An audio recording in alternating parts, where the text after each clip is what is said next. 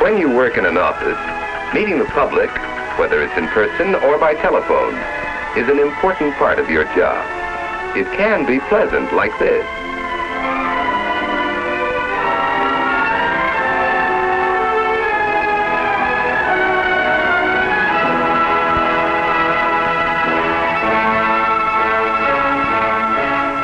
Or it can be like this.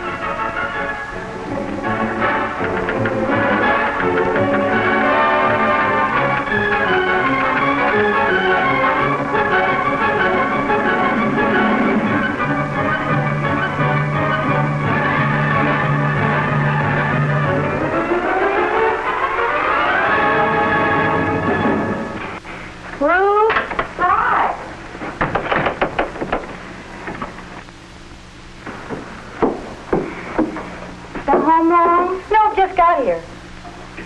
Golly, you look tired.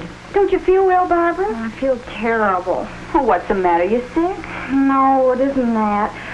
I've decided to quit my job. Oh, what happened? Is it your boss? Oh, no, you know I like him. Well, then the company? No, the company's all right. It isn't that. It's the people that come into the office. They're so rude and inconsiderate. It's just more than I can take day in and day out. Why, meeting people is the thing I like most about my job. I think it's fun having new people come into the office all the time. Well, Oh, the water's boiling. It was as simple as that.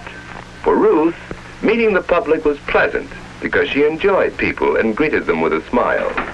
For Barbara, meeting the public was tiresome and unpleasant because her attitude was cold and uncooperative, sometimes even antagonistic.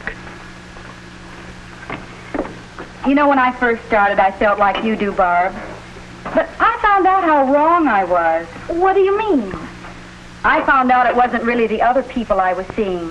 It was a reflection of myself. I was cross with them, they were cross with me. Oh, it's not as simple as all that. You'd be surprised.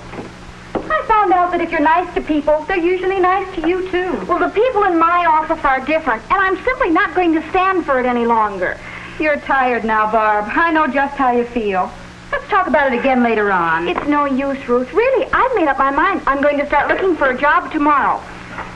I'll set the table. Oh, here, I'll do it. Everything else is ready. Why don't you go in and sit down and rest for a few minutes? No, thanks. I think I will, if you really don't mind. What you need is some good hot food in you. It'll make you feel better. Oh, it's not that, Ruth. I know I'm tired, but it's more than that. A reflection of myself? I don't see how it could be. After all, what do they expect? I've got my work to do. I can't stop and pass the time of day with every person who wants to strike up a conversation.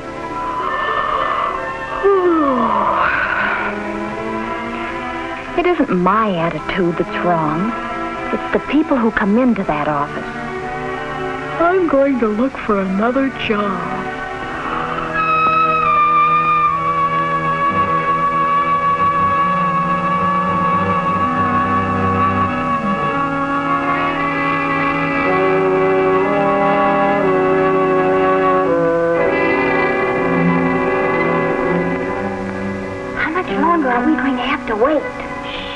Franklin's a busy man.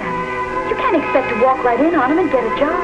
I'll bet that secretary's forgotten we're here. Hey, look at all the other people waiting. You see that man? He's one of Mr. Thompson's biggest customers. I have an appointment with Mr. Franklin. Dressed like that? Yeah.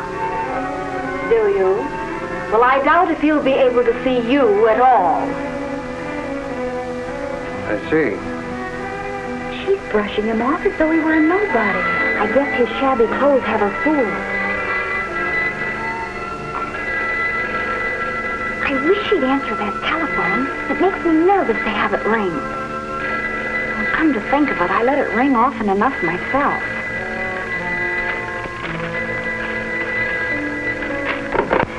Hello. Yes. Who? Yes, this is Mr. Franklin's office. No, he's busy. No.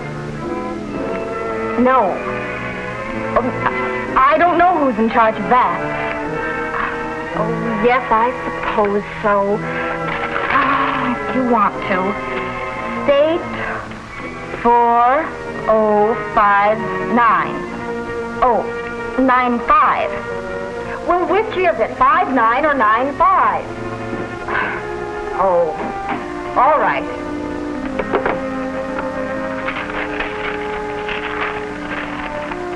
Yes? May I see Mr. Franklin, please? What did you want to see him about? I'd like to discuss that with him, if I may. Is it about a job? No, I represent the Bragdon Company. You selling insurance? We're one of your company's suppliers. Well, I'll see if he'll see you. She should really find out what his business is, but not like that. She should do it tactfully. Well, I guess those questions were kind of blunt. And you'd think she'd know who the Bragdon Company is.